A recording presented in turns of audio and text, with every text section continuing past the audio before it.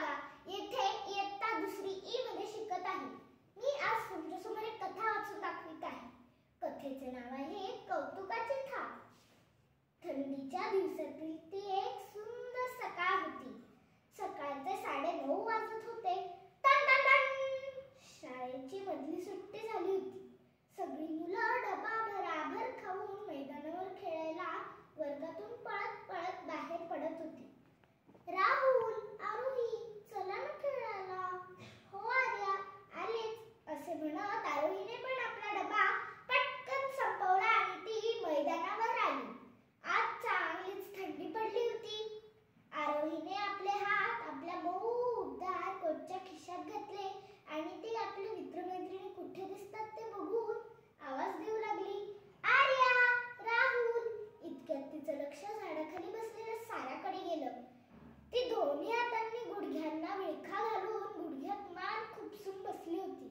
थंडीने तिचं अंग पण काहीसं थरथरत होतं. खेळायचं सोडून ही अशी का बसली आहे असा विचार करत आरोही तिच्याकडे आली. तिच्याजवळ बसत म्हणाली, काय ग सारा, खेळायला नाही येत आणि अशी का बसलीस? अगं, आज घरातून निघताना मी घाईघाईत स्वेटरच विसरले, त्यामुळे फार थंडी वाजते मला, म्हणून खेळत नाही मी. सारा कुडकुडत म्हणाली.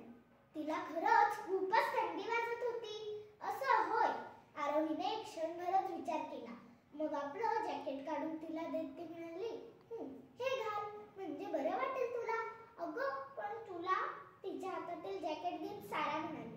अगं असू दे, मी जाते खेळायला, जरा पळालं की जाईल थंडी, घाल तू, असं म्हणत आरोही खेळायला पळाली. वरच्या मजल्यावर गॅलरीतून मुख्याध्यापक बाई हे सर्व पाहत होत्या.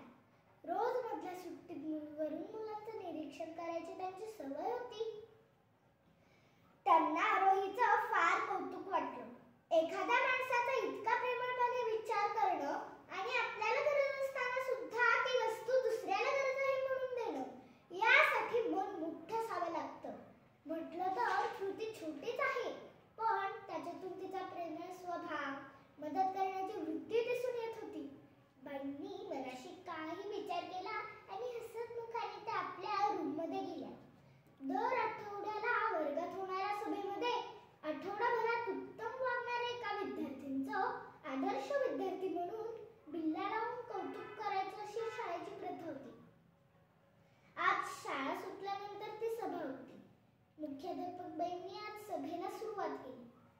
मुलांनो, आज बिल्ला कोणाला मिळणार याची उत्सुकता तुम्हाला आहे ना? आजच्या आपल्या बिल्ल्याची मानकरी आहे आरोही. आरोही बाईंजवळ आली. आरोहीने साऱ्याला कशी मदत केली, ती किती प्रेमाने वागली, हे सगळं बाईंनी मुलांना सांगितलं आणि आरोहीच्या गणवेशावर बिल्ला लावला.